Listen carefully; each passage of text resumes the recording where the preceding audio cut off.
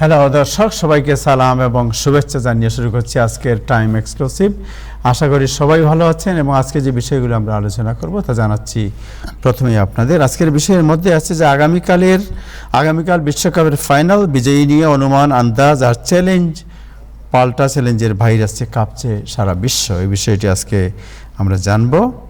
আজকে আমরা আলোচনা করব যে নিউ ইয়র্কের পার্কচেস্টারে বাংলাদেশি এনওয়াইপিডি সদস্য দিদারুল ইসলামের স্মরণে রাস্তার নামকরণ হয়েছে। ফলক উন্মোচন অনুষ্ঠানে পুলিশ কমিশনার সহ অন্যদের যে সম্মান প্রদর্শন, এই বিষয়টি আজকে আমরা আলোচনা করব। আজকে আলোচনা করব ইরানের আক্রমণে 2 আমেরিকান সৈন্য নিহত, একজন নিখোঁজ, প্রতিশোধে ব্যাপক পাল্টা আক্রমণ চালিয়েছে যুক্তরাষ্ট্র।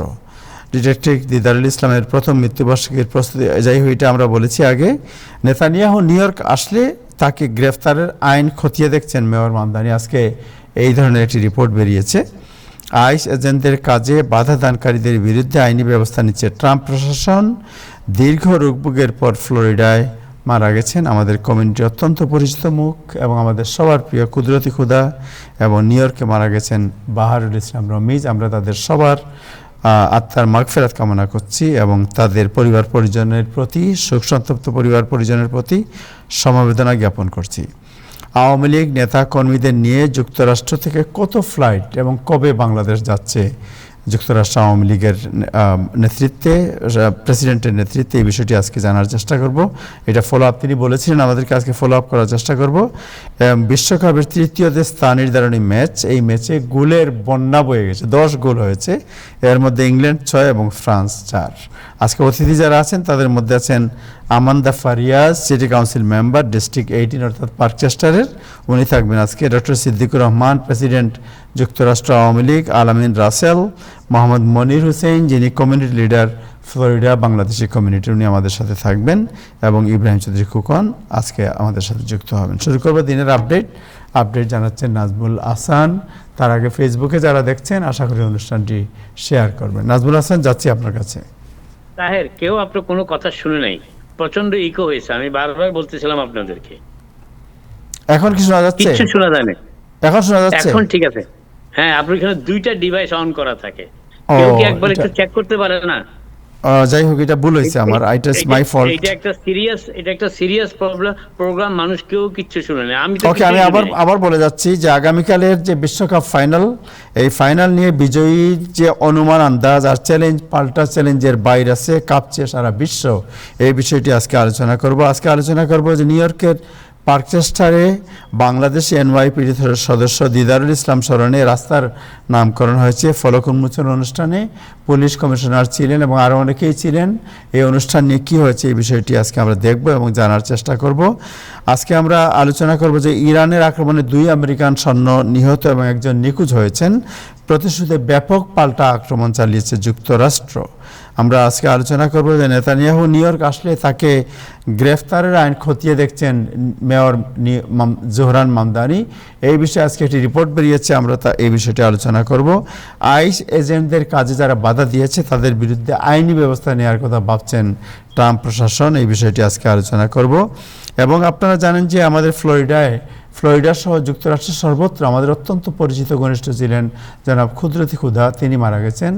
এবং নিউ ইয়র্কে মারা গেছেন আমাদের অতি পরিচিত মুখ জনাব বাহারুল ইসলাম রমিজ। আমরা দুজনের আত্মার শান্তি এবং মাগফিরাত কামনা করছি এবং তাদের পরিবার পরিজনের প্রতি আপনার সমবেদনা জানাচ্ছি। এই হচ্ছে আজকের সাবজেক্ট। আজকে অতিথি যারা আছে, এবং আরেকটি বিষয় হচ্ছে যে আওয়ামী লীগ নেতাকর্মী যারা কিছুদিন আগে যুক্তরাষ্ট্র আওয়ামী লীগের প্রেসিডেন্ট জনাব সিদ্দিকুর রহমান বলেছিলেন যে তারা অনেকগুলো ফ্লাইট নিয়ে বাংলাদেশে যাবেন। আজকে তিনি আমাদের সাথে আছেন। আমরা আজকে জানবো হোয়াট ইজ দ্য আপডেট, কবে তারা যাচ্ছেন, কতটি ফ্লাইট যাচ্ছে। কারণ লন্ডন থেকে একজন বলেছেন তারা অনেক ফ্লাইট নাকি রেন্ট করে যাবেন, ওইখানে চার্টার ফ্লাইট নিয়ে যাবেন। নিউ ইয়র্ক থেকে এরকম কিছু বা যুক্তরাষ্ট্র থেকে কিছু যাবে কিনা, এই বিষয়টি আমরা জানবো আজকে অতিথি যারা আছেন। এবং সর্বশেষ যে বিশ্বকাপের তৃতীয় নির্ধারণী ম্যাচ, এই ম্যাচে 10টি গোল হয়েছে। আমার জানা নাই বিশ্বকাপে এত গোল হয়েছে কিনা, এবং 6 গোল দিয়েছে আপনার ইংল্যান্ড এবং 4 গোল ফ্রান্স। এই হচ্ছে আজকে আপনার সাবজেক্ট। আজকে অতিথি যারা থাকবেন তাদের মধ্যে থাকবেন district council member Amanda Farias, doctor Siddiqur Rahman, যুক্তরাষ্ট্র আওয়ামী লীগের প্রেসিডেন্ট আলামিন রাসেল, মোহাম্মদ মনির হোসেন যিনি যুক্তরাষ্ট্র থেকে আমাদের সাথে যুক্ত হয়েছেন, কমিউনিটি লিডার এবং আমাদের অত্যন্ত ঘনিষ্ঠ বন্ধু, এবং ইব্রাহিম চৌধুরী কুকন। শুরু করবো দিনের আপডেট জানাচ্ছেন নাজমুল হাসান। তার আগে যারা ফেসবুকে দেখছেন আশা করি অনুষ্ঠানটি শেয়ার করবেন। ধন্যবাদ আবু তাহের এবং ধন্যবাদ টাইম টেলিভিশনের দর্শক শ্রোতা এবং প্যানেলি সবাইকে সালাম এবং শুভেচ্ছা। আশা করি আপনারা সবাই ভালো আছেন। আজকে জুলাই মাসের 18 তারিখ শনিবার। একটু আগে সারাদিনই প্রচন্ড বৃষ্টিপাত হয়েছে নিউ ইয়র্ক সিটিতে, এবং বৃষ্টিপাতের কারণে নিউ ইয়র্ক সিটির বাংলাদেশিদের প্রায় বেশ কয়েকটি পিকনিক অনেকটা লন্ডভন্ড হয়ে গিয়েছে এবং প্রচুর খাবারও নষ্ট হয়েছে, সেটা আমি বলি। এবং যে বিষয়টি নিউ ইয়র্কে বেশ আলোচিত বিষয় হিসেবে এতদিন দিন কয়েক সোশ্যাল মিডিয়াতে ঘুরেফেরা করছিল, সেটা হচ্ছে $70,000 একটা পিকনিকের, একটি মাত্র পিকনিকের খাবারের বাজেট ছিল। সেই পিকনিকটি আজকে অনুষ্ঠিত হয়েছে। সেই ব্যাপারে আপনাদের কিছুটা আপডেট আমি জানাবো যে যুক্তরাষ্ট্রের ইতিহাসে এই প্রথম এত বিশাল অঙ্কের বাজেটের খাবার বাজেট এটি আর কখনো আমরা শুনিনি। আজকে সেটি বলবো। আরেকটি বিষয় যেটি বলার চেষ্টা করছি সবার আগে, সেটি হচ্ছে যে জর্ডানে বিশ্বকাপের কথা তাহের আপনি জানালেন। ম্যাচটা খুব অনেক দিক দিয়ে গুরুত্বপূর্ণ, বিশেষ করে রেকর্ডের দিক থেকে, সেটি একটু পরে বলবো আপনাদের। তবে তার আগে বলি, জর্ডানে ইরানের ক্ষেপণাস্ত্র হামলায় যুক্তরাষ্ট্রের 2 জন সেনা আজকে নিহত হয়েছেন এবং একজন নিখোঁজ রয়েছেন এখনো পর্যন্ত। যুক্তরাষ্ট্রের সেন্ট্রাল কমান্ড আজকে জানিয়েছে যে এরপর তারা ইরানের বিভিন্ন লক্ষ্যবস্তুতে নতুন করে হামলা চালিয়েছে এবং দ্রুত পাল্টা ব্যবস্থা নেওয়ারও প্রতিশ্রুতি দিয়েছে। স্যান্ডকম, যেটা সেন্ট্রাল কমান্ডের সংক্ষিপ্ত নাম, স্যান্ডকমের তথ্য অনুযায়ী 4 জন সেনা সদস্যকে চিকিৎসার জন্য জর্ডানের হাসপাতালে নিয়ে যাওয়া হয়েছিল এবং পরবর্তীতে তাদের হাসপাতাল থেকে ছেড়েও দেওয়া হয়েছে। সেন্ট্রাল কমান্ড আরো জানিয়েছে যে সামান্য আঘাতের কারণে যেসব কর্মীর স্বাস্থ্য পরীক্ষা করা হয়েছিল তারা পুনরায় নিজ নিজ দায়িত্বেও ফিরে গেছেন। ঘটনা সম্পর্কে অবগত ব্যক্তিদের মতে এই হামলায় চালক সহ এবং চালকবিহীন উভয় ধরনের বিমানই ক্ষতিগ্রস্ত হয়েছে। যুক্তরাষ্ট্রের কর্মকর্তাদের মতে ইরান যুক্তরাষ্ট্রের প্রতিরক্ষা ব্যবস্থাকে মোকাবিলা করার কৌশল আয়ত্ত করে ফেলেছে। তারা এখন এমন সব ক্ষেপণাস্ত্র ব্যবহার করছে যে অত্যন্ত দ্রুত গতিতে চলে, অর্থাৎ ইরান, এবং এটি হচ্ছে যুক্তরাষ্ট্রের কর্মকর্তাদের ভাষ্য। এবং পৃথিবীর দিকে ধেয়ে আসার সময় নিজেদের গতিপথ পরিবর্তন বা কৌশলগত বাঁক নিতে, অর্থাৎ কার্ভ নিতে সেগুলো সক্ষম। যুক্তরাষ্ট্রের কর্মকর্তারা আরো জানিয়েছেন যে ইরানের স্পর্শকাতর লক্ষ্যবস্তুতে আঘাত হানার সক্ষমতা এমন উদ্বেগের জন্ম দিয়েছে যে ইরানের সরকার হয়তো লক্ষ্যবস্তুতে নির্ধারণের ক্ষেত্রে চীন বা রাশিয়ার সহায়তা পাচ্ছে। এটি হচ্ছে যুক্তরাষ্ট্রের কর্মকর্তাদের ধারণা। গত এপ্রিলের শুরুর দিকে প্রেসিডেন্ট ট্রাম্প যুদ্ধবিরতি ঘোষণার পর থেকে শত্রুপক্ষের হামলায় যুক্তরাষ্ট্রের সেনাদল সদস্যদের মৃত্যুর ঘটনা এইবারই প্রথম। গত 1 সপ্তাহ ধরে যুক্তরাষ্ট্র ও ইরানের মধ্যে পাল্টাপাল্টি হামলার ঘটনা ক্রমশ তীব্র আকার ধারণ করছে এবং এমতাবস্থায় এই প্রাণহানি ঘটনা প্রেসিডেন্টের সংযমের পরীক্ষাও নেবে। প্রেসিডেন্ট এর আগেও বলেছিলেন যে ইরান যদি যুক্তরাষ্ট্রের সেনা সদস্যদের হত্যা করে তবে তিনি পুনরায় যুদ্ধের পথে যাওয়ার বিষয়টি বিবেচনা করবেন, যদিও প্রেসিডেন্ট ট্রাম্প এখনো পর্যন্ত এই বিষয়ে নতুন করে কোনো মন্তব্য করেননি। যুক্তরাষ্ট্রে পরিচালিত একটি জরিপে, এই ধরনের জরিপ সাধারণত খুব কমই হয়, সেই জরিপে গাজায় ইসরায়েলের সামরিক পদক্ষেপ সম্পর্কে দৃষ্টিভঙ্গি, বিভিন্ন রাজনৈতিক দল নিয়ে মতামত এবং যুক্তরাষ্ট্রে বৈষম্যের শিকার হওয়া অভিজ্ঞতা, এসব বিষয়ে আরো ভালোভাবে বোঝার লক্ষ্যে অ্যাসোসিয়েটেড প্রেস যুক্তরাষ্ট্রের 1000-এরও বেশি প্রাপ্তবয়স্ক ইহুদি সম্প্রদায়ের উপর একটি জরিপ চালিয়েছে। 1022 জন প্রাপ্তবয়স্ক ইহুদির উপর পরিচালিত এই জরিপটি এমন একটি গুরুত্বপূর্ণ জনগোষ্ঠীর বিষয়ে বিস্তারিত বিরল তথ্য উপাত্ত উপস্থাপন করেছে, তুলে ধরেছে, যারা যুক্তরাষ্ট্রে অত্যন্ত বিভাজন সৃষ্টিকারী রাজনৈতিক বিতর্কের কেন্দ্রবিন্দুতে অবস্থান করছে। এই সময়টাতে জরিপটিতে ধর্মীয় পরিচয় ইহুদি এবং ধর্মীয়ভাবে কোনো সম্প্রদায়ের সাথে যুক্ত নন এমন ব্যক্তিরাও অন্তর্ভুক্ত ছিলেন। ইহুদি কিন্তু কোনো সম্প্রদায়ের সাথে তারা সম্পৃক্ত নয়, অর্থাৎ তারা ইহুদি সম্প্রদায়ভুক্ত কিন্তু ধর্মভুক্ত, কিন্তু সম্প্রদায়ের সাথে জড়িত নয়। যারা সংস্কৃতি, জাতিসত্ত্বা ও পারিবারিক ঐতিহ্যের সূত্রে নিজেদের ইহুদি হিসাবে পরিচয় দেন। মানসিক শক্তিশালী শক্তি সন্তানী ইহুদিদের মধ্যে পদক্ষেপ নিয়ে আলোচনার মোটেও অভিন্ন বা প্রশ্নহীন নয়। সামগ্রিকভাবে ধর্মের রাজনীতির বিষয়ে প্রশ্ন করা হলে প্রতি 10 জনের মধ্যে প্রায় 3 জন ইহুদি নিজেকে নাস্তিক, অজ্ঞানবাদী, অ্যাগনস্টিক বলে মনে করেন এবং অথবা কোনো নির্দিষ্ট মতের সাথে যুক্ত নন বলে জানান প্রতি 10 জনের মধ্যে 3 জন। ধর্মনীতির মধ্যে 8 জন এমন ইহুদির প্রতি 10 জনের মধ্যে প্রায় মনে হয় 7ই অক্টোবর অর্থাৎ 10 জন ধর্ম পালন করেন ধর্মীয়ভাবে অনুরক্ত, সেরকম 10 জন ইহুদির মধ্যে 8 জন মনে করেন যে 7ই অক্টোবর হামাসের অধিকার হামাসের স্থাপনাগুলো হামাসের অধিকারী ব্যক্তি ইসরায়েলের তাৎক্ষণিক পদক্ষেপ ছিল এক ধরনের চরম শক্তি প্রয়োগ। কিন্তু গাজায় ইসরায়েলের চলমান ভিন্ন ভিন্নকে যৌক্তিক মনে করেন শুধুমাত্র অর্ধেক ইহুদি সম্প্রদায়ের মানুষ। ধর্মহীন নারী ইহুদি প্রাপ্তবয়স্কদের ক্ষেত্রে শুধুমাত্র অর্ধেক ইসরায়েলের তাৎক্ষণিক পদক্ষেপকে যৌক্তিক বলে মনে করেন ধর্মহীন নারীদের, যারা ইহুদি সম্প্রদায় ইহুদি হিসাবে পরিচিত কিন্তু কোনো ধর্মীয় অনুচার তারা অনুসরণ করেন না। তাদের 50% মনে করেন যে ইসরায়েলের সেই সময়কার অক্টোবরের পদক্ষেপটি ছিল তাৎক্ষণিক এবং যৌক্তিক। আর বর্তমানে প্রতি 10 জন নারীর মধ্যে মাত্র 2 জন চলমান অবস্থাকে গ্রহণযোগ্য মনে করেন। কথা শোনা যাচ্ছে? কার কথা শোনা যাচ্ছে? ইসরায়েল ইসরায়েল গাজায় ফিলিস্তিনিদের বিরুদ্ধে গণহত্যা চালিয়েছে এমন অভিযোগ কিছু মানবিক সংস্থা এবং জাতিসংঘে নিযুক্ত একটি দল উপস্থাপন করেছে। এর মধ্যে ইসরায়েল ও যুক্তরাষ্ট্র সরকার অবশ্য দৃঢ়ভাবে এই অভিযোগ অস্বীকার করেছে। ধর্মহীন ইহুদি প্রাপ্ত বয়স্কদের মধ্যে প্রতি 10 জনের মধ্যে প্রায় 4 জন মনে করেন যে ইসরায়েল গণহত্যা চালিয়েছে। 4 জন মনে করেন, ধর্মহীন যারা ইহুদি রয়েছেন তাদের মধ্যে 10 জনের মধ্যে 4 জন অর্থাৎ 40%। যুক্তরাষ্ট্রে অনেক প্রাপ্তবয়স্ক ইহুদি নিজেদের অনিরাপদ মনে করেন। প্রতি 10 জন প্রাপ্তবয়স্ক ইহুদির মধ্যে প্রায় 6 জনই মনে করেন যে বর্তমানে যুক্তরাষ্ট্রে ইহুদিদের প্রতি বিদ্বেষ একটি অত্যন্ত বা খুবই গুরুতর সমস্যা। জরিপে অংশগ্রহণকারী প্রাপ্তবয়স্ক ইহুদিদের মধ্যে প্রায় 1/3 জানিয়েছেন যে বর্তমানে যুক্তরাষ্ট্রে একজন ইহুদি হিসেবে তারা খুবই বা কিছুটা নিরাপদ বোধ করেন। মাত্র 1/3 তারা মনে করেন যে তারা নিরাপদ। অন্যদিকে প্রায় 1/3 খুবই বা কিছুটা অনিরাপদ মনে করেন 1/3। আর বাকি প্রায় 10 জনের মধ্যে 3 জন মনে করেন যে তারা নিজেদের নিরাপদ বা অনিরাপদ কোনোটিই মনে করেন না। অর্থাৎ 3 ভাগে বিভক্ত এবং প্রায় সমান ভাগে বিভক্ত। নিরাপদ, অনিরাপদ এবং কোনো কিছুই মনে করেন না।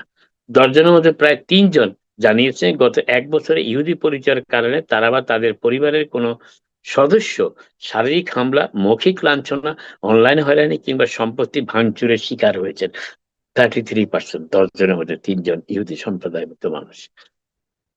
জরিপটিতে দেখা গেছে ইসরায়েলের সঙ্গে যুক্তরাষ্ট্রের ঘনিষ্ঠ মিত্রতা ও গাজা যুদ্ধের বিষয়ে অনেক আমেরিকানের মধ্যে সমালোচনার মনোভাব গড়ে ওঠার প্রেক্ষাপটে ব্যক্তিগত নিরাপত্তা নিয়ে প্রাপ্তবয়স্ক ইহুদিদের দৃষ্টিভঙ্গিতে তুলনামূলকভাবে অল্প সময়ের মধ্যেই পরিবর্তনটা এসেছে। জরিপে আরো দেখা গেছে যে যেসব ইহুদি ইসরায়েলের সঙ্গে গভীর মানসিক বন্ধন অনুভব করেন বর্তমান পরিস্থিতিতে তাদের মধ্যে নিরাপত্তাহীনতায় ভোগার প্রবণতা সবচেয়ে বেশি। দাবানলের জেরে সবচেয়ে দূষিত শহরের তালিকায় রয়েছে উত্তর আমেরিকার শীর্ষে রয়েছে টরন্টো, নিউ ইয়র্ক সিটি এবং ওয়াশিংটন ডিসি। কানাডা জুড়ে ছড়িয়ে পড়া শত শত দাবানলের কারণে সৃষ্ট ধোঁয়ার কারণে কবলে পড়ে উত্তর পূর্ব কানাডা ও যুক্তরাষ্ট্রের বিভিন্ন শহর এখন পরিবেশগতভাবে বিপর্যস্ত অবস্থায় রয়েছে। আজ শনিবার টরন্টো, নিউ ইয়র্ক এবং ওয়াশিংটন ডিসিতে বিশ্বের অন্যতম খারাপ বায়ু মানের রেকর্ড করা হয়েছে। ধোঁয়াজনিত স্বাস্থ্য ঝুঁকির কারণে স্থানীয় কর্তৃপক্ষ মানুষকে ঘরের বাইরে কম সময় কাটানোর পরামর্শ দিয়ে সতর্কতাও জারি করেছে। অনেক দাবানল এখনো নিয়ন্ত্রণে আসেনি, যার ফলে মানুষকে নিরাপদে আশ্রয়ে সরিয়ে নিতে হচ্ছে এবং ঘরবাড়ি ও অবকাঠামোগুলো ধ্বংস হয়ে যাচ্ছে। উত্তর অন্টারিওতে একটি আদিবাসী সম্প্রদায় নামাজ গুগল বলে তারা নাম, ফার্স্ট নেশন, এবং দাবানলের তীব্র তাণ্ডবে প্রায় পুরোপুরি ধ্বংস হয়ে গেছে একটি আদিবাসী সম্প্রদায়। পুরো পূর্ব সতর্কতা ছাড়াই আগুন সেখানে আঘাত হানে। কানাডার কর্মকর্তারা আজ শনিবার আরো জানিয়েছেন যে অন্টারিওতে দাবানলের প্রকোপ কিছুটা কমতে শুরু করেছে এবং দিনের পরবর্তী সময় যুক্তরাষ্ট্রের শহরগুলিতে বায়ুমানের উন্নতি হতে পারে বলে তারা আশা করছেন। এই ধোঁয়াকে কেন্দ্র করে সীমান্ত জুড়ে রাজনৈতিক উত্তেজনাও দেখা দিয়েছে। প্রেসিডেন্ট ট্রাম্প কানাডার উপর নতুন শুল্ক আরোপের হুমকি দিয়েছেন গতকাল। তার মতে তার দেশে এই ধোঁয়ার প্রভাবের ফলে অকল্পনীয় ক্ষতি হয়েছে তা পুষিয়ে নিতেই এই ট্যারিফ আরোপের কথা, পদক্ষেপের কথা ভাবছেন তিনি। নিউ ইয়র্ক অঞ্চলে বায়ুমানের অবনতির কারণে নিউ জার্সিতে অনুষ্ঠিতব্য রবিবারের আগামীকাল বিশ্বকাপ ফাইনাল নিয়েও উদ্বেগ দেখা দিয়েছে। নতুন একটি প্রতিবেদন অনুযায়ী নিউ ইয়র্ক এখন স্কুলগুলোর চাইতে স্কুলের পিছনে যে অর্থ ব্যয় করে নিউ ইয়র্ক স্টেট মেডিকেডে তার চেয়ে বেশি অর্থ ব্যয় করছে এবং যুক্তরাষ্ট্রের অন্য যে কোনো স্থানের তুলনায়, যে কোনো স্টেটের তুলনায় মাথাপিছু ব্যয়ের পরিমাণ মেডিকেডে সবচেয়ে বেশি নিউ ইয়র্ক স্টেটে। নিউ ইয়র্ক স্টেটের ব্যয় দ্রুত বাড়ছে মেডিকেড খাতে, কিন্তু সেই ব্যয়ের হিসাব বা ফলাফল হয়তো সামঞ্জস্যপূর্ণ নয়। একটি নতুন ও চমকপ্রদ বিশ্লেষণে দেখা গেল যে নিউ ইয়র্ক স্টেট এখন তাদের বিশাল মেডিকেড কর্মসূচির পেছনে K-12 স্কুলগুলির চেয়েও বেশি অর্থ ব্যয় করছে। অথচ মাথাপিছু ব্যয়ের ক্ষেত্রে তারা ইতিমধ্যেই যুক্তরাষ্ট্রের অন্যান্য যে কোনো স্থানের চেয়ে এগিয়ে রয়েছে নিউ ইয়র্ক স্টেট।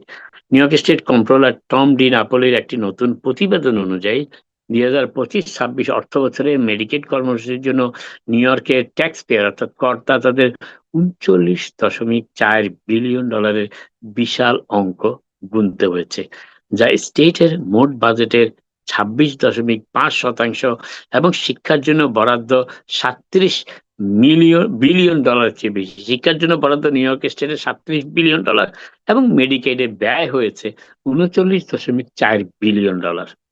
ট্রাম্প প্রশাসন অতি সম্প্রতি সম্ভাব্য জালিয়াতির অভিযোগে নিউ ইয়র্ক সিটিতে অবস্থিত বয়স্কদের জন্য পরিচালিত বহু সংখ্যক অ্যাডাল্ট কেয়ার সেন্টারের উপর নজর দিতে শুরু করেছে। এবার আসি বিশ্বকাপের খেলায়। আজ ফ্লোরিডার মায়ামিতে এক রুদ্ধশ্বাস তৃতীয় ম্যাচ নির্ধারণ, যেটাকে সাধারণত ব্রোঞ্জ ফাইনাল হিসাবে উল্লেখ করা হয়। ইংল্যান্ড ফ্রান্সকে 6-4 গোলের ব্যবধানে পরাজিত করার ম্যাচে ফ্রান্স তারকা খেলোয়াড় কিলিয়ান এমবাপে বিশ্বকাপ ইতিহাসে সর্বোচ্চ গোলদাতা রেকর্ড 22টি গোলের রেকর্ড গড়লেন। বিশ্বকাপের সবচেয়ে অদ্ভুত ও কৌতূহল উদ্দীপক এই ম্যাচটি হয়ে উঠল টুর্নামেন্টের সবচেয়ে বিস্ময়কর, বিশৃঙ্খলা ও শ্বাসরুদ্ধকর লড়াইয়ে। ম্যাচে মোট 10টি গোল হয়েছে, যা এই প্রতিযোগিতার সর্বোচ্চ। এর আগে একটি ম্যাচে 8টি গোল হয়েছিল। জাপান দিয়েছিল 7টি কুরাচাওয়াকে এবং কুরাচাও একটি গোল পরিশোধ করেছিল।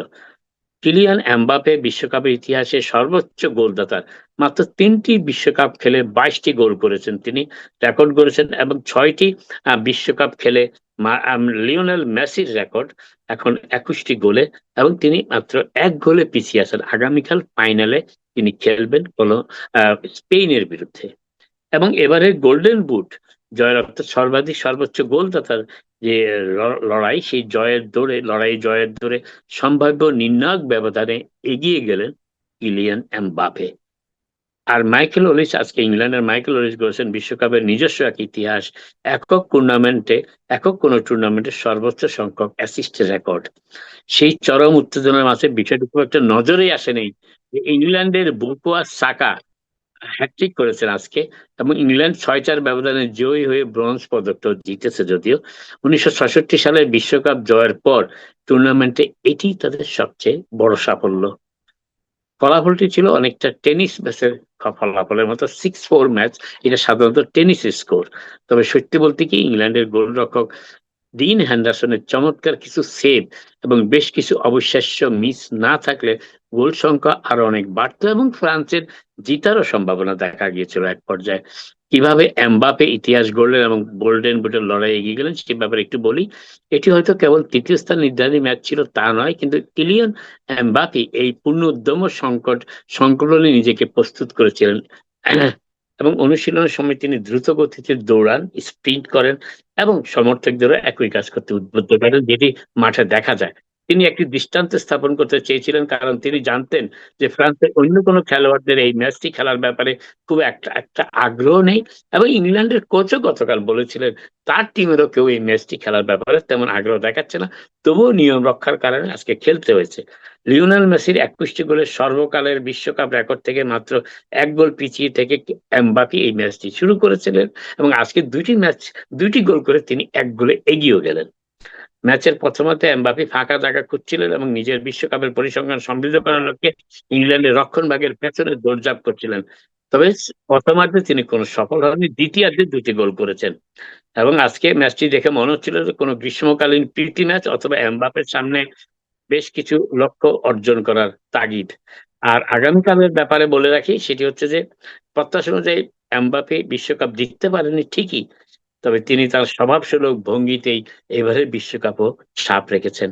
বিশ্বকাপ ফাইনালের আবহাওয়া নিয়ে যে সর্বশেষ তথ্যটি আমাদের কাছে আছে, সেটি হচ্ছে যে কানাডায় ছড়িয়ে পড়া দাবানলের ধোঁয়া যুক্তরাষ্ট্রের উত্তর পূর্বাঞ্চলের দিকে গতকাল আচ্ছন্ন করে ফেলেছিল, যদিও যা আগামীকাল রোববার নিউজার্সিতে অনুষ্ঠিত হতে যাওয়া স্পেন বনাম আর্জেন্টিনার ফাইনাল ম্যাচের উপর প্রভাব নিয়ে প্রশ্ন তুলেছে। আজ শনিবার বিশ্বকাপ আয়োজক দুটি স্টেট নিউ ইয়র্ক ও নিউ জার্সির আকাশ দৃশ্যমান ধোঁয়াশা বা কুয়াশায় ঢাকা ছিল, এবং বিরূপ আবহাওয়ার কারণে বিভিন্ন ক্ষেত্রে বিঘ্ন ঘটেছে কিছুটা। তবে গতকাল শুক্রবার এক পর্যায়ে বিশ্বের সবচেয়ে খারাপ বায়ুমানের শহর ছিল নিউ ইয়র্ক সিটি, এবং ইউরোপীয় চ্যাম্পিয়ন ও বর্তমান শিরোপাধারী দলের মধ্যকার এই বিশ্বকাপ ফাইনালটি আগামীকাল স্থানীয় সময় অর্থাৎ নিউ ইয়র্ক নিউ জার্সি সময় বিকাল 3টায় নিউ জার্সির ম্যাটলাইফ স্টেডিয়ামে শুরু হবে। দাবানলের ধোঁয়া, আবহাওয়া এবং বিশ্বকাপ ফাইনাল সম্পর্কে যা জানা গেল তাই আপনাদের জানালাম। আপাতত এখানেই শেষ করি, আবার আপনাদের সাথে কথা হবে। আপনারা সবাই ভালো থাকুন। Thank you so much Nazmul Hasan, thank you. আপনার সাথে কিছু প্রশ্ন আছে, বাট আমাদের সাথে একজন অতিথি আছেন আমান্দা ফারিয়া, সিটি কাউন্সিল মেম্বার। আমরা তার সাথে একটু কথা বলে নিই, অ্যান্ড দেন আমরা বাকি আলোচনা করব। Amanda Faria, are you here? Did you hear me? Can you hear me? Yes. Thank you so much for your time and thank you for joining with us. দর্শক, আমান্দা ফারিয়া হচ্ছেন পার্কচেস্টার, সাউন্ড ভিউ এবং আপনার castle hill থেকে নির্বাচিত city council member, district 18, এবং তিনি বাংলাদেশি কমিউনিটির, আমরা জানি পার্কচেস্টারে বাংলাদেশি কমিউনিটির অত্যন্ত ঘনিষ্ঠ একজন বন্ধু হিসেবে পরিচিত। এবং আজকে যে রিনেম হয়েছে আমাদের যে স্ট্রিটের নাম, এই রিনেমের ব্যাপারে তার ভূমিকা আছে। So Amanda Faryaz, first my question is, what does this street co-naming mean to Parkchester and Detective First Grade Didarul Islam family? What is the meaning? Yeah, I was super honored to be able to be obviously their local council member, but have the ability to put the piece of legislation into the city council first and foremost. That is one of the really important duties that I have as a city council member. But I really think, at least for his family, I hope the street co-naming serves as a lasting expression of the city's gratitude, respect, and love for Detective Islam. Nothing can replace a husband, a father, a son, a brother, or a friend, and no ceremony can fully ease the pain of his loss. But his family will always be able to see this corner and know that his name has been permanently placed within the community where he built his life and raised his family. And I think for the larger Parkchester community, this is about honoring one of our own community members. Detective Islam was not someone that was simply residents read about in the news. He was a neighbor, he was a community member, he was a public servant whose family remains a part of the fabric of our community. And years from now, children and families will pass by this intersection and get to ask, who was Detective Didarul Islam? And his name will create an opportunity to tell them about his career, his courage, the sacrifice he made for the city while protecting the lives of New Yorkers. And this is about his memory remaining in a part of Parkchester and the community being able to continue his legacy forward. Could you please tell us about a little bit more that how you take the initiative or how the city council take the initiative? Siddique ভাই, আপনার sound mute করেন please. Siddique ভাই, আপনার sound mute করেন please. কেমনে mute করা যায়? Okay, mute connected sound.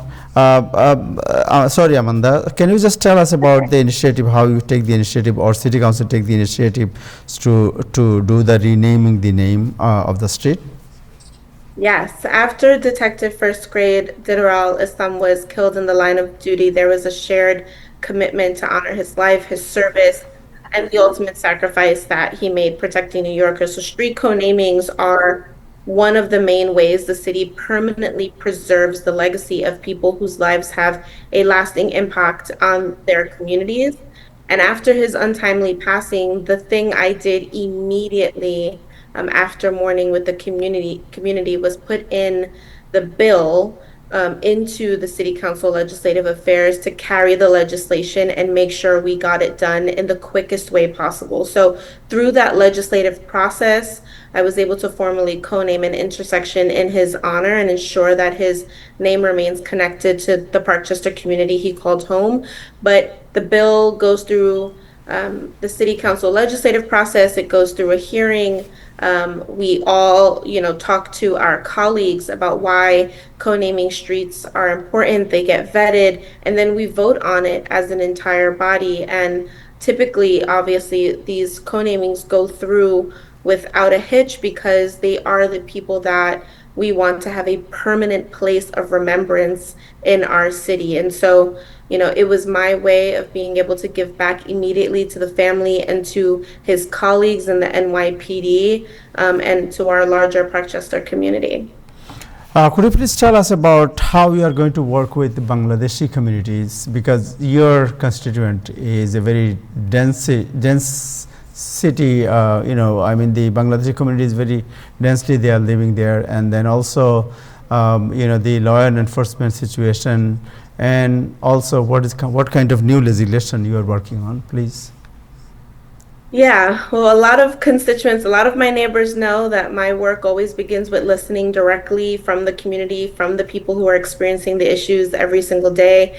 My office and myself personally regularly engages with residents, tenant leaders, civic organizations, business owners, the local precincts, obviously, and our local civic organizations to hear what's happening neighborhood by neighborhood, community by community throughout Council District 18 that I get to represent. Those conversations are what really help me identify any of the reoccurring issues, whether they involve, abandoned or illegal parked vehicles, traffic safety, conditions in our commercial corridors, response times from our precinct or the firehouses, and any real quality of life issues. Those are the things my office then works on with city agencies and with law enforcement partners to push for action, to get things resolved, and really try to help people navigate through government so that they're not doing that on their own.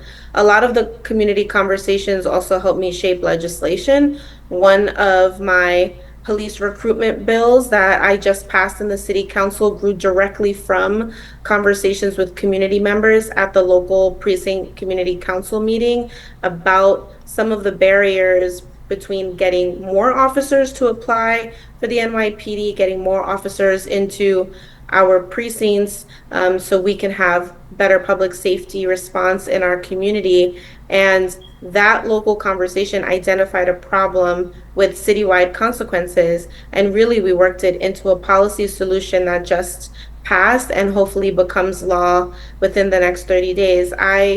For me personally, and as a local elected official, I believe public safety works best when residents, law enforcement, and community organizations with their elected officials are communicating openly and consistently rather than waiting for a crisis to occur, and then we are more reactionary than proactive.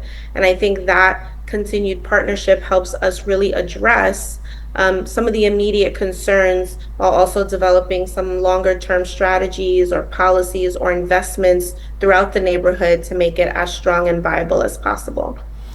Thank you so much, Amanda Fariz. Thank you for your time, and thank you. And I'm really grateful that you are working for the community, and also the way you work for renaming the street. We all are thankful to you, and congratulations. Thank you so much. I do want to also state that through a lot of these conversations, especially with Detective Dirar al-Islam, we looked at how else to make a permanent legacy marker for him. And both the city and the state passed the Dirar al-Islam Police Recruitment Act because we understood that people like him who served in prior municipal public safety service should be able to recognize that those years of time into their pension. The time they're giving to serve the community that they're working in a municipal public safety service job should be able to get pensionable time back. And so we passed that bill. And I just want to encourage people that are, whether you're working as a traffic safety officer or you're working as a school safety officer, there will be a direct pathway for you to move into the other agencies like the NYPD because of the legacy and the bills we passed for Detective Dirar al-Islam to cement his legacy into New York State and city history. So thank you for giving me an opportunity to talk about that and spend some time with you folks. Thank you again. Thank you so much for your time. Thanks. Thank you. দর্শক আমরা এখন এতক্ষণ কথা বললাম city council member Amanda ফারিয়াজের সাথে, যিনি district 18 অর্থাৎ Parkchester, Soundview and Castle Hill area represent করেন। এবং Amanda Farias is one of the best friend of our community. She always work with the community and thanks on behalf of the community again for joining with us. যাই হোক, আমাদের সাথে আছেন জনাব Monir Hossain, Mohammad Monir Hossain from Florida. আমাদের সাথে আছেন জনাব সৈয়দ আলামিন রাসেল এবং ডক্টর সিদ্দিকুর রহমান, এবং আমাদের সাথে আছেন জনাব আরিফ। আপনাদের সাথে জয়েন করার আগে একটু আমরা দেখে নিই আজকে যে রিনেমিং করা হলো। আপনারা হয়তো অনেকেই দেখেন নাই এই অনুষ্ঠানটি। আমরা একটা ছোট্ট একটি রিপোর্ট আছে, রিপোর্টটি দেখে নিই, তারপর আমরা আলোচনা শুরু করব। আমরা কি একটু দেখতে পারি রিপোর্টটি, যে রিনেমিংয়ের যে রিপোর্টটি হয়েছিল? ব্রঙ্কসের 172 স্ট্রিট ও বিচ অ্যাভিনিউর মোড়। আজ থেকে এই ঠিকানাটি শুধু একটি রাস্তার নাম নয়, একটি সাহস, কর্তব্য এবং আত্মত্যাগের এক জীবন্ত স্মারক। নিউ ইয়র্ক পুলিশ বিভাগের বাংলাদেশি বংশোদ্ভূত কর্মকর্তা দিদারুল ইসলামের সম্মানে আনুষ্ঠানিকভাবে এই সড়কের নামকরণ করা হয়েছে। নিউ ইয়র্কের পুলিশ কমিশনার, এনওয়াইপিটি ঊর্ধ্বতন কর্মকর্তারা, দিদারুল ইসলামের পরিবার, সহকর্মী, স্থানীয় জনপ্রতিনিধি এবং বাংলাদেশি আমেরিকান কমিউনিটির শত শত মানুষের উপস্থিতিতে অনুষ্ঠিত হয় আবেগঘন এক অনুষ্ঠান।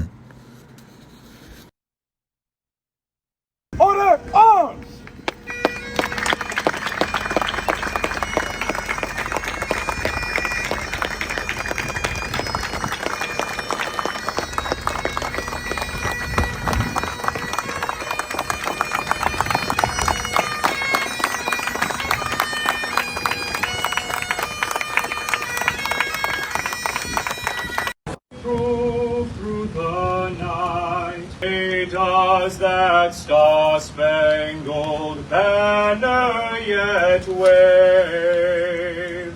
Commanding Officer of the 4th Precinct, Deputy Inspector Mohammed Ashraf. To Jamila, to Didar's sons, Ayan, Hazan, and Aram, his parents, Mohammed and Manara, his sisters, Naima and Najima, extended family and friends, thank you all for allowing us to share this moment with you as New York City honors Didar's life and his service as a people to New York. He wanted to build a secure life through honest work, provide opportunities for his children.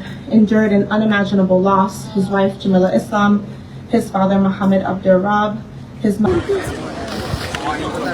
আজকে আমার জালিমের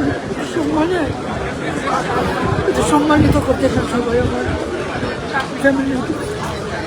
আপনি সবাইকে ধন্যবাদ। আজকে co-naming our fallen brother Detective Didarul Islam Way. আপনারা দেখছেন এখানে বিচ অ্যাভিনিউ ইস্ট 172 স্ট্রিট। এটা আমাদের একটা proud moment for our Bangladeshi American because in NYPD history our brother Detective Didarul Islam, he said Didarul Islam Way. This is for his ultimate sacrifice for the New York City. We are, as a Bangladeshi American, I think this is a proud moment for everybody. Today's street co-naming in honor of our fallen first grade detective Didarul Islam represents his life, his legacy, his labor of love, serving with purpose as a member of the NYPD of the 47th Precinct. This community here in the continued prayers that the blessings of Allah will give them comfort, healing, and strength as we whether you are Bangladeshi or not, Didarul Islam was representative of you. He was representative of your values. He was part of that fabric in New York that made. And so, may Allah have mercy on his soul, and we truly appreciate him and his family. বিশেষ করে first grade detective Didarul ইসলামের নামে শুধুমাত্র ওনার life post করেন এবং কিন্তু ওনার লাইফটা আমাদের জন্য স্যাক্রিফাইস করেন। আমরা আমাদের সবার একটা পার্সোনাল ডিউটি আছে, সেটা আমরা কমপ্লিট করি। যদি আমরা কমপ্লিট করি, আমরা আমাদের ফ্যামিলি, আমাদের সিটি, আমাদের সারাউন্ডিং সবাইকে কিন্তু সেফ রাখতে চাই। আজকে সম্মান ফিরে দেখায় 1 বছর আগে সেই বিভীষিকাময় দিনকে। 2025 সালে 28 জুলাই ম্যানহাটনের 345 পার্ক এভিনিউ অফিসের ছুটির ব্যস্ত সময় হঠাৎ ভারী অস্ত্রে সজ্জিত এক বন্দুকধারী বহুতল ভবনে ঢুকে নির্বিচারে গুলি চালাতে শুরু করে। মুহূর্তে আতঙ্কে ছুটে থাকে মানুষ। ঠিক সেই সময় নিরাপত্তার দায়িত্বে ছিলেন এনওয়াইপিডির কর্মকর্তা দিদারুল ইসলাম। নিজের জীবনের কথা না ভেবে সামনে এগিয়ে যান তিনি। লক্ষ্য ছিল একটাই, নিরীহ মানুষকে নিরাপদে সরিয়ে নেয়া। কিন্তু কর্তব্য পালন করতে গিয়ে বন্দুকধারী গুলিতে শহীদ হন দিদারুল ইসলাম। প্রাণ হারান আরও কয়েকজন নিরীহ মানুষ। পরে হামলাকারীরাও আত্মহত্যা করে।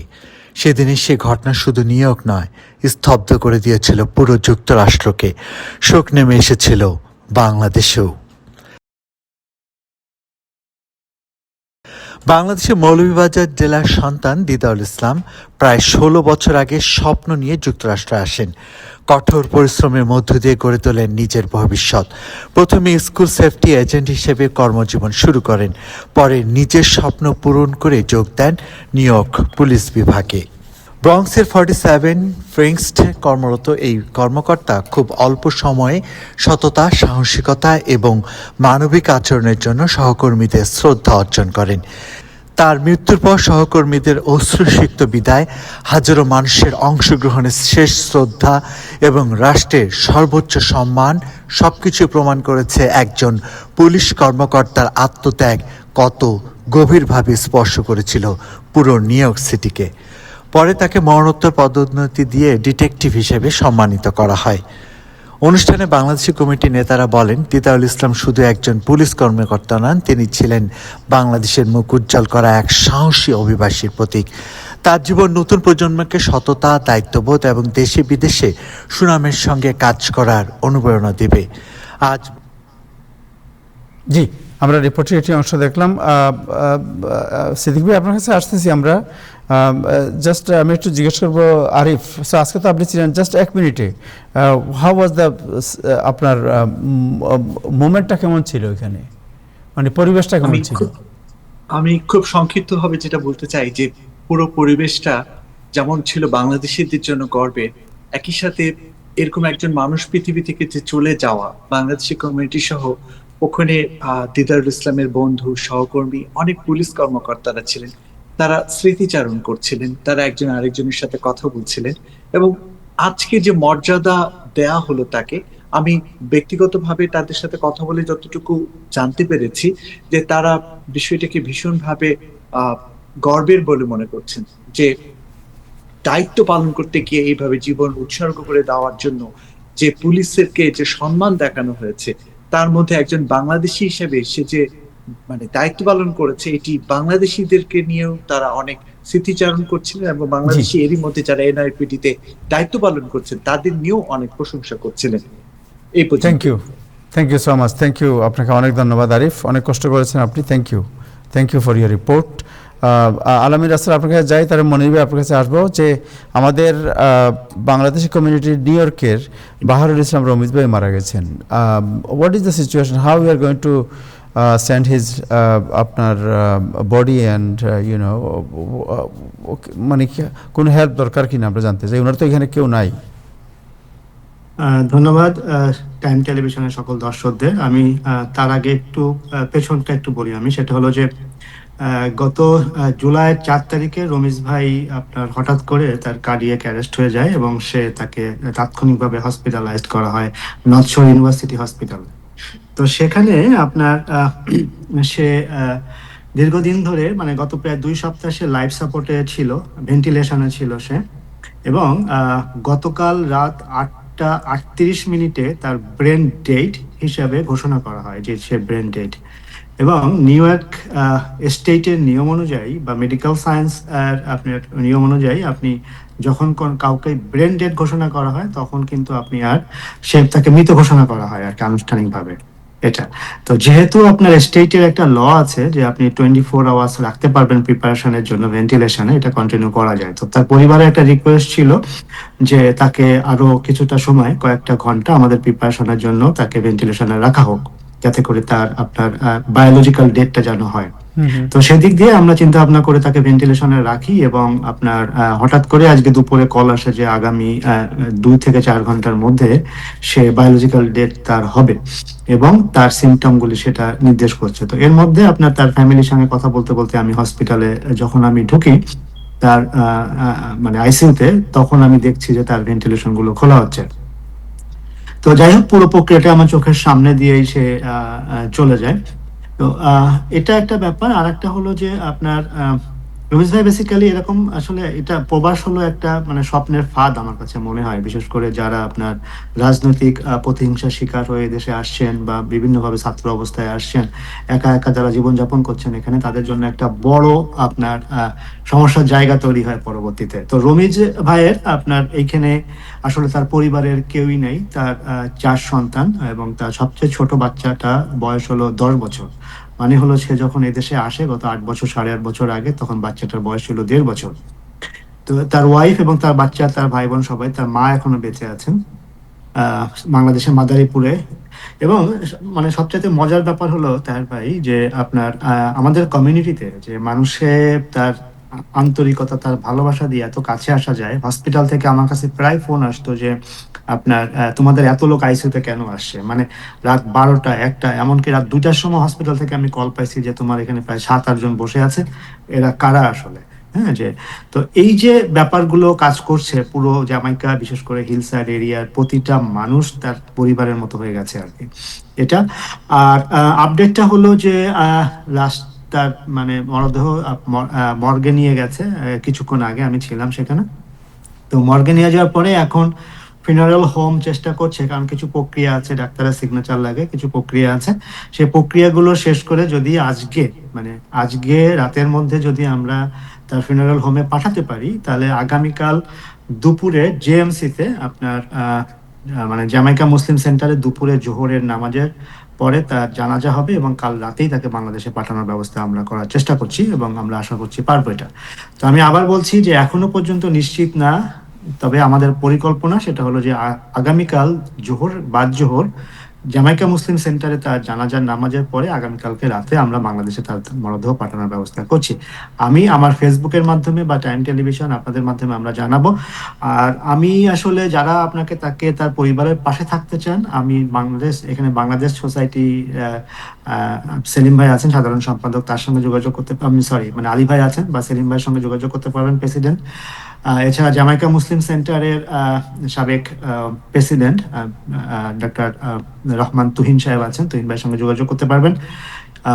এছাড়াও তার কিছু বন্ধু বান্ধব আছে, তাদের সঙ্গে যোগাযোগ করতে পারবেন। টাইম টেলিভিশনের সঙ্গে যোগাযোগ করতে পারবেন। কারা যদি আমার সঙ্গে যোগাযোগ করতে চান সেটাও করতে পারবেন। Thank you so much. Thank you আপনাকে আলমির রাসেল, আপনাকে অনেক ধন্যবাদ। এন্ড আমরা তার বিদেহী আত্মার মাগফিরাত কামনা করছি। থ্যাংক ইউ, আপনাকে অনেক ধন্যবাদ। দর্শক কেউ যদি জানতে চান আমরা জানিয়ে রাখবো যে আমাদের নাম্বারে যোগাযোগ করতে পারেন। তবে আলমির রাসেল আপনার নাম্বারটি বলে দেন যদি অসুবিধা না হয়। হ্যাঁ, 347-691-1210। আমি রিপিট করছি, 347-691-1210। Thank you. Thank you so much, আপনাকে অনেক ধন্যবাদ। মনির ভাই, আপনি কি শুনতে পাচ্ছেন? হ্যাঁ, শুনতে পাচ্ছি। মনির ভাই, thank you so much for your time. Florida থেকে আপনি যুক্ত হয়েছেন অনেকক্ষণ থেকে, এবং আমরা আজকে যার সম্পর্কে আপনাকে জানতে চাই তিনি হচ্ছেন আমাদের কমিউনিটির, এই যে নিউ ইয়র্ক বলেন আর পুরো যুক্তরাষ্ট্রে তার নাম পরিচিত ছিল, জনাব কুদরতি খুদা। বঙ্গবন্ধু বাংলাদেশ সম্মেলন আয়োজনে তিনি অত্যন্ত গুরুত্বপূর্ণ ভূমিকা পালন করেছিলেন। ফ্লোরিডায় ফোবানা বলেন, ফ্লোরিডায় 21শে ফেব্রুয়ারি বলেন, মানে ওয়ার হি ইজ নট, সব জায়গায় ছিলেন। তিনি গতকালকে মারা গেছেন দীর্ঘদিন আপনার রোগভোগের পর। একটু বলবেন যে জানাজার ব্যাপার কবে হবে, কিভাবে হবে এবং কি অবস্থায় তিনি মারা গেলেন, এবং তার জীবন সম্পর্কে যে সামান্য সংক্ষেপে আপনি একটু বলেন।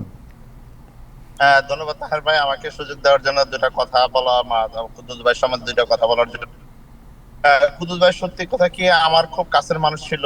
আমি যখন বাংলাদেশ থেকে আসছি তখন ওনার সাথে 1996-এ আমার সাথে পরিচিত, এবং 1997 থেকে ওনার সাথে আমার রাজনৈতিক এবং সামাজিক অর্গানাইজেশন সবকিছুর সাথে একইভাবে একত্রিতভাবে আমরা একসঙ্গে কাজ করছি।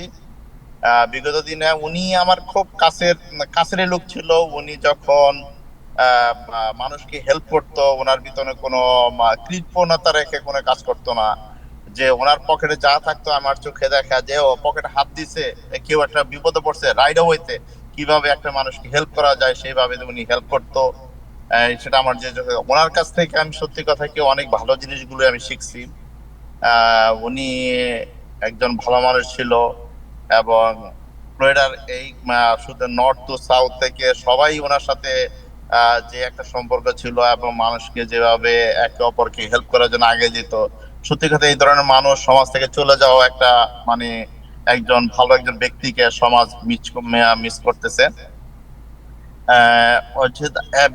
ব্যক্তিগতভাবে আমি ওনাকে রাজনৈতিকভাবে একজন খুব ভালো ব্যক্তি ছিল, এবং সত্যের পক্ষে সবসময় উনি সত্যের সাথেই সবসময় যুদ্ধ করে গেছেন, সত্যকে নিয়েই ফাইট করেছেন। যেটা সত্য সেটাই সত্য। ওনাকে কখনো যে কেউ একটা ওনাকে বুঝাবে যে না this is not right, this is wrong, উনি যেটা সত্য মনে করতেছে ওইটার জন্য উনি সবসময় ফাইট করে গেছে, এবং নীতিকে বহাল রাখছে। এটাই ছিল ওনার একটা গুণ। আর যেটা নাকি সমাজে ওনার আজকে যে ফ্লোরিডা নর্থ ও সাউথ সবাই আজকে জানাজা হয়েছে রাত 3টার সময়, যেখানে সবাই যোগদান করছে, যে এটা মানে অনেক বড় জানাজা হয়েছে। এবং যে কবরস্থানে ওনার জানাজা হয়েছে সে কবরস্থানটাও উনি নিজে ওনার ফ্যামিলি এবং উনি জায়গা কিনে এবং তারাই অর্গানাইজ করে বেশি এই কবরস্থানে তৈরি করছে, এবং মারা যাওয়ার আগেই উনি বলে গেছে আমাকে যাতে ওই কবরস্থানে যাতে মাটি দেওয়া হয় আমার হাত দিয়ে যেটা তৈরি করা হয়েছে, আমাদের ফ্যামিলির হাত দিয়ে যে জিনিসটা তৈরি করা হয়েছে। তাই আপনার মনে করেন সত্যি কথা শুধু উনি ওখানে কবর দেয় নাই, কবরস্থান উনি একটা মুসলিম সেনেটারি তৈরি করছে ওখানে, মাশাআল্লাহ। যেটা চড়ে গেছে উনি আজীবনই ওনার নামটা থাকবে ওখানে, যেটা নাকি উনি এবং ওনার ফ্যামিলি এবং বোনের জামাই সবাই মিলে করছে, এবং আমাদের সমাজের কাছ থেকে টাকা পয়সা নিয়ে জিনিসটা করছে। এটা সত্যি কথা মনে রাখার মতো একটা কাজ করে গেছে। আর আমি আর কি বলবো, ওনার ব্যক্তিগতভাবে যদি ওনার সাথে আমার যে একটা সম্পর্ক ছিল, যে ওনার বাসায় যদি কোনো কিছু ভালো কিছু পাক করতো তখন আমাকে দুপুরবেলা বলতো মনি তুমি চলে আসো। হ্যাঁ, তো উনি আমাকে ছাড়া কখনো দুপুরবেলা খাইতো না। ওনার সাথে আমার একটা এমন একটা সম্পর্ক ছিল যে উনি আমি যদি কখনো বিপদে পড়তাম, দেখা গেছে কি যে আমার সত্যি কথা আমার এখানে কেউই ছিল না, তখন আমি মনে করতাম যে আমার একজন বড় ভাই আছে আমার পাশে দাঁড়ায়। Thank you. হ্যাঁ, তো ওনার স্মৃতিগুলো আমার ভিতরে অনেকভাবে জড়ানো অবস্থায় আছে, সত্যি কথা। Thank you. আমরা তার আত্মার শান্তি এবং মাগফিরাত কামনা করছি আপনার। আমরা সবার সমাজের পক্ষ থেকে ওনার জন্য আমরা সবাই দোয়া করব, আল্লাহ যাতে ওনার ছোটখাটো ভুল ত্রুটিগুলো ক্ষমা করে, যাতে আল্লাহ ওনাকে ভেস্তে দান করে, এতটুকু আমি বলবো ওনার সম্বন্ধে। থ্যাংক ইউ আপনাকে অনেক ধন্যবাদ। সিদ্দিক ভাই আপনি কি শুনতে পাচ্ছেন? ডক্টর সিদ্দিকুর রহমান আপনারা আনমিউট করতে হবে সাউন্ড।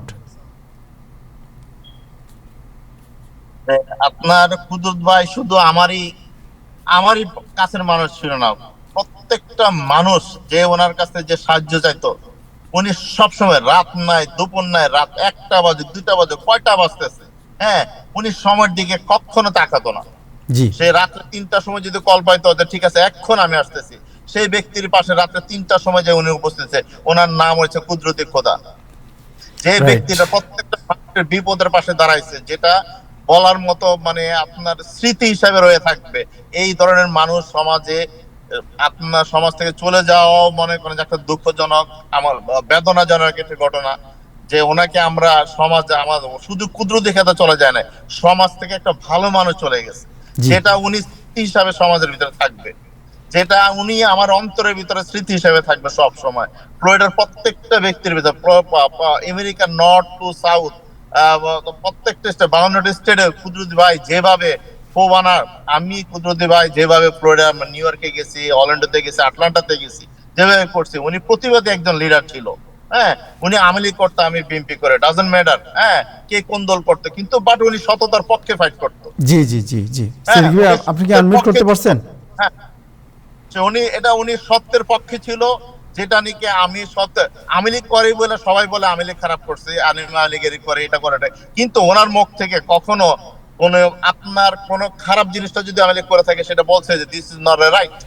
জি জি রাইট, আমরা এটা জানি, ওনার সত্যের প্রতি ওনার অবিচল যে আপনার নিষ্ঠা, এটা সবাই জানে। আর সিদ্দিক ভাই আপনাকে আনমিউট করতে হবে আপনাকে, এখন আনমিউট হয় নাই আপনার এটা। আপনি দরকার নতুন করে জয়েন করে ফেলেন, বের হয়ে আবার নতুন করে জয়েন করে ফেলেন, তাইলে আর ঝামেলা হবে না। আমরা তাইলে ইন দ্য মিনটাইম একটা ভিডিও আছে ওনার নিউজের, যদি 2 মিনিটের ভিডিওটা দেখি একটু। বঙ্গবন্ধুকে ঘিরে গড়ে ওঠা এক গভীর বিশ্বাস আমৃত্যু লালন করে গেছেন কুদরতি খুদা। মৃত্যুর আগ মুহূর্ত পর্যন্ত গভীর উপলব্ধি থেকে তিনি বলতেন, বঙ্গবন্ধু ছিলেন একটা আস্ত পৃথিবীর মতো, যার তুলনা তিনি নিজেই। 1975 সালে বঙ্গবন্ধুর মৃত্যুর পর থেকে তিনি আর কখনো বাংলাদেশে যাননি বলে নিজেই মন্তব্য করেছিলেন। বঙ্গবন্ধু আমি বলবো একটা পৃথিবী, এটা তুলনা না করায় এখন বুঝতে পারছি সবাই। বঙ্গবন্ধু মারা যাওয়ার আমি যাচ্ছি। টাইম টেলিভিশন সিইও বাংলা পত্রিকার সম্পাদক আবু তাহেরের মতে, কুদরতি খুদা ছিলেন কমিউনিটির অভিভাবক ও মুরব্বী। একসময় সমগ্র আমেরিকা জুড়ে কমিউনিটিকে প্রাণবন্ত রাখায় তার ভূমিকা ছিল উল্লেখযোগ্য। কুদরত ভাই হচ্ছেন আমাদের একজন কমিউনিটির অভিভাবক, মুরব্বী এবং আমাদের মুরব্বী। সো একসময় উনি মাতিয়ে রাখতেন পুরো কমিউনিটিকে। ফ্লোরিডা বলেন, নিউ ইয়র্ক বলেন, সেই বঙ্গবন্ধু বাংলাদেশ সম্মেলন, ফ্লোরিডায় আপনার ফুড ফেয়ার, ফুবানা সম্মেলন, অরল্যান্ডোতে বড় ধরনের সম্মেলন, সব কিছু উনি একসময় ওনাকে আসলে এত অ্যাক্টিভ মনে হতো আমরা এই ওনার চেয়ে বয়সে ছোট হলে আমরা নড়ছি ওনার কাছে, মানে সাংঘাতিক অ্যাক্টিভ মানুষ। তিনি আজকে এই কমিউনিটির জন্য অনেক কিছু তিনি করেছেন। শুভাকাঙ্ক্ষীরা জানান, মানুষের বিপদে আপদে সবসময় ঝাঁপিয়ে পড়া কুদরতি খুদা কালচারাল সংগঠনের অনুষ্ঠান থেকে শুরু করে বড় বড় সামাজিক আয়োজন এবং বিভিন্ন মানবিক কর্মকাণ্ডে সক্রিয়ভাবে যুক্ত ছিলেন। সত্যি কথা কি, উনি আমাকে আবার ছোট ভাইয়ের মতো আদর করতো।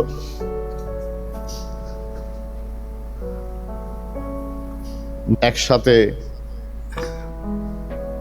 কালচারাল সংগঠন বিভিন্নভাবে বিভিন্ন প্রোগ্রামের সাথে জড়িত ছিলাম এবং বড় বড় অনুষ্ঠানগুলো করছি আমরা, এবং সামাজিক কর্মকাণ্ডে মানুষকে সাহায্য সহযোগিতা করার জন্য যা যা করা দরকার, যে উনি যেভাবে ঝাঁপায় পড়তো মানুষকে হেল্প করার জন্য, এটা মনের ভাষায় প্রকাশ করা যায় না। দীর্ঘদিন তিনি ফ্লোরিডার মার্কেট হেলথ অ্যান্ড রিহ্যাবিলিটেশন সেন্টারে চিকিৎসাধীন ছিলেন। কমিউনিটিতে thank you so much, thank you Monir ভাই। আপনি ওই যে কয়েক কিছুদিন আগে যে আমরা গিয়েছিলাম, ওই রিপোর্টটা আপনি দেখলেন। এখন আমরা ইয়ে করলাম। কুদরত ভাই আপনি তো চিনতেন কুদরতে খুদা, সিদ্দিক ভাই আপনি তো চিনতেন কুদরতে খুদাকে, রাইট? হ্যাঁ, চিনব না কেন, সে তো আমার সাথে যে বিএনপি যে ভাই বললো যে সে যে দল করতো, হ্যাঁ সে আওয়ামী লীগ করতো, কিন্তু সবার সাথে তার যে একটা মেলামেশার যে একটা গুণ অসাধারণ। আমি দেখতে গিয়েছিলাম তাকে বছর 1.5 আগে, ওই যে সেন্টারে উনি থাকতেন, আমি ওই রুমেই ওনার সাথে দেখা করে এসেছি। আমার কাছে কতগুলো ছবিও আছে, এখন এই মুহূর্তে আমি দেখাতে পারছি না। একজন বিশিষ্ট ব্যক্তিকে আমি হারালাম। এটা বিরাট দলের জন্য একটা বিরাট ক্ষতি হয়েছে বলে আমি মনে করি, যুক্তরাষ্ট্র আওয়ামী লীগের জন্য। ওনার মতো লোক প্রয়োজন, বিশেষ করে বর্তমান পরিস্থিতিতে, দেশের বর্তমান পরিস্থিতি বা যুক্তরাষ্ট্রে আমাদের বসবাস সবার জন্য। যে ভাইটি বললেন, সে কারো কোনো বিপদ আসলে সে ঝাঁপাইয়া পড়তো, সে দেখতো না সে কোন দল করে, কোন ধর্ম করে, কোন কিসে বিশ্বাসী। অসাধারণ একজন বিশিষ্ট ব্যক্তি তিনি ছিলেন, তার ব্যক্তিত্ব অসাধারণ। আমি যখনই ফ্লোরিডাতে গেছি সে সবসময় আমার সাথে থেকেছে, আমাকে নিয়ে গেছে এবং লেট ইউ নো যে ট্রাম্প সাহেবের যে বাড়িটা উনি আমাকে নিয়ে যায় দেখিয়ে নিয়ে এসেছিলেন, সে আজ থেকে 2-3 বছর আগে বোধহয় হবে আমাকে নিয়ে গেছিলেন। এই কুদরতি খোদা ভাই আমার খুবই একজন বিশ্বস্ত ব্যক্তি, আমাকে খুবই সম্মান করতেন, আমি ওনাকে খুবই শ্রদ্ধার সাথে সম্মানের সাথে কথা বলতাম, ওনাকে আমি খুবই ভালোবাসতাম। আমি কি বলেন, খালি দল করার জন্যই নয়, উনি আমার জন্য একজন বিশিষ্ট বিশ্বস্তদের মধ্যে একজন ছিলেন। ওনার মৃত্যুতে আমি দুঃখ প্রকাশ করছি, ওনার আত্মা মাগফিরাত কামনা করছি, ওনার পরিবারের সদস্যদের প্রতি সমবেদনা কামনা করছি এবং ধন্যবাদ জানাচ্ছি টাইম টিভি ওনাকে নিয়ে যে আজকে আপনি একটা অনুষ্ঠান করেছেন, সেজন্য আমি যুক্তরাষ্ট্র আওয়ামী লীগের পক্ষ থেকে আপনার সবাইকে ধন্যবাদ এবং কৃতজ্ঞতা জানাচ্ছি। Thank you so much, thank you. আচ্ছা সিদ্দিক ভাই, আপনাকে জানতে চাই যে বেশ কিছুদিন আগে আপনি এই টেলিভিশনে বলেছিলেন যে আপনারা দেশে যাবেন যুক্তরাষ্ট্র থেকে সবাই, এবং কিছুদিন আগে আওয়ামী লীগ প্রধান শেখ হাসিনা উনি বলেছেন যে উনি ডিসেম্বরের মধ্যে দেশে ফিরবেন। লন্ডন থেকে বলা হচ্ছে তারা চার্টার করে দেশে ফিরবেন। What is the update of US? America থেকে আপনারা কি যাচ্ছেন? আমরা তো সব সময় যাই, যাব না কেন, প্রয়োজন হলে অবশ্যই আমরা যাব। না, আপনি বলছেন যে আমরা সবাই একসাথে যাব, বিমান ভরে সবাই যাব। What is the update? না, বিমান গেলে তো বিমানই যেতে হবে, বিমান যারা দেখেন তাকে তো হেঁটে যাওয়া যাবে না বাংলাদেশে। তো বাংলাদেশে আমরা ঠিকই যাব, আমাদের যেতেই হবে। তার কারণ যে দলটির নেতৃত্বে দেশ স্বাধীন হয়েছে, সে দলটির জনগণের টানে তাদের যে দায়িত্ব রয়েছে, যে দায়িত্ব পালনে আমরা যাবো। মানে কি, দেশে তো তারা আছেই, আমরা যারা দেশের বাইরে আছি যখনই সময় আসবে ঠিক সময় মতো অবশ্যই আমরা ঢাকায় যাবো। তেমন ঢাকা তো আমার দেশ, আমাদের দেশ, আবার সেখানে আমরা যাব না কেন, এটা নতুন কিছু না। তবে ডিসেম্বরে আমাদের নেত্রী ঘোষণা দিয়েছেন, এটা উনি আমাদের নেত্রী, উনি সবকিছু বিবেচনা করে উনি হয়তো সিদ্ধান্ত নিয়েছেন যে দিন তো অনেক হয়ে গেল, 2 বছর হয়ে যাচ্ছে, জনগণকে সারা উনি যতটুকু পারা সম্ভব বাইরে থেকে যতটুকু করার চেষ্টা করেছেন, কতটুকু করতে পারছেন কি পারনি সেটা আপনারা সবাই জানেন। উনি হয়তো মনে করছেন জনগণের প্রতি তার যে একটা রেসপন্সিবিলিটি রয়েছে, সেই রেসপন্সিবিলিটির মনে করে উনি মনে করছেন এখন যে ওনাকে দেশে যাওয়া উচিত, এবং উনি একটা সময় সীমা নির্ধারণ করে দিয়েছেন যে আগামী ডিসেম্বরের মধ্যেই হয়তো সে যাওয়াটা হবে। তবে সে যাওয়াটার জন্য আমরা যারা দলীয় নেতৃবৃন্দ আছি, কর্মী আছি, সমর্থক আছি, আমাদেরও দায়িত্ব হবে উনি যাতে বাংলাদেশে যখন আসবেন ওনার আশাটা যেন নিরাপদ হয়, ওনার আশার জন্য কোনো বাধার সৃষ্টি না হয়, ওনার আসার পরে ওনার জীবন যাতে কোনো রিস্কে না পড়ে, সে সমস্ত দায়িত্ব আমাদের। এবং সেভাবে আমরা প্রস্তুতি নিয়েই একসাথেই একই সময়, একদিনে তো সম্ভব না, একই সময় একই টাইম ফ্রেমে আমরা দেশে ফিরবো। এটা স্বাভাবিকভাবে আগে ওই 2007 সালেও যেরকম হয়েছে, এর আবার তার চেয়ে বেশিভাবে হবে। তখন এখন অনেক আমাদের কেন্দ্রীয় নেতৃবৃন্দ দেশের বাইরে রয়েছেন, তারাও সবাইকে যেতে বলেছেন, এবং আমরা স্বাভাবিকভাবেই আমাদের যেতেই হবে, যাওয়ার ছাড়া আমাদের কোনো পথ খোলা নেই। তো আপনি যে প্রশ্ন করেছেন অন্যান্যরা বিমান চার্টার করে নিয়ে যাচ্ছে, আমি ওভাবে বলবো না, আমার বিমান চার্টার করার টাকা এখনো এখানে নাই। আমরা যারা যাবো আমরা নিজেদের টিকিট করে আমরা যাব। চার্টার্ড বিমান নিয়ে আমি ওই ঘোষণা আমি দিতে চাই না, অবাস্তব কথা আমি বলবো না যেটা আমি বাস্তবে রূপ দিতে পারবো না। তবে হ্যাঁ, আমেরিকা থেকে আমার বিশ্বাস, বিভিন্ন স্টেট থেকে আমি যে তাদের যে সাড়া পেয়েছি, তাতে আমার হিসাবে 50 স্টেট থেকে কমপক্ষে 500 মতো আওয়ামী লীগের নেতা, কর্মী, সমর্থকরা প্রয়োজনে যখন আমরা যেতে বলবো সেই সময়ে, হয়তো সেটা ডিসেম্বরের আগেও হতে পারে, ডিসেম্বরের মাসে হতে পারে, ডিসেম্বরের মাসে যে কোনো ডেটেও হতে পারে, সেটা আপনি জানতে পারবেন টাইমস টিভিকে। কেন আমরা সবাইকে সব খবরটা আমরা জানাই দেব। এবং এই সমস্ত যেহেতু রাজনৈতিক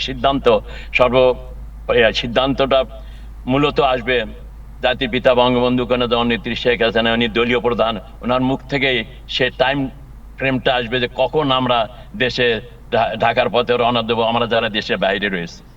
thank you so much, thank you doctor Siddiqur Rahman. আসলে আজকে আরও অনেক কথা বলার ছিল, বাট আরেকদিন আপনাকে আমরা আনবো। আজকে আরেকটা প্রোগ্রাম আছে, এখন শুরু হয়ে যাবে। অলরেডি আমাদের অতিথিরা জয়েন করেছেন। আপনারা জানেন যে বাংলাদেশ মেডিকেল অ্যাসোসিয়েশন তাদের কনভেনশন করবে আপনার নিউ জার্সির আটলান্টিক সিটিতে। আমরা এটার উপর একটু আলোচনা করব, এই একটু পরেই আমরা এই আলোচনাটা শুরু করব। আপনাকে অনেক ধন্যবাদ সিদ্দিক ভাই জয়েন করার জন্য। আমাকে দুটি কথা বলার সুযোগ করে দেওয়ার জন্য ধন্যবাদ। থ্যাংক ইউ আপনাকে, থ্যাংক ইউ। শাহাব ভাই, এনিথিং এলস আপনি অ্যাড করতে চান? না, আমি বলতে চাচ্ছিলাম আপনার আজকে একটা নিউজ আইছে ডেইলি নিউ ইয়র্ক পোস্টে।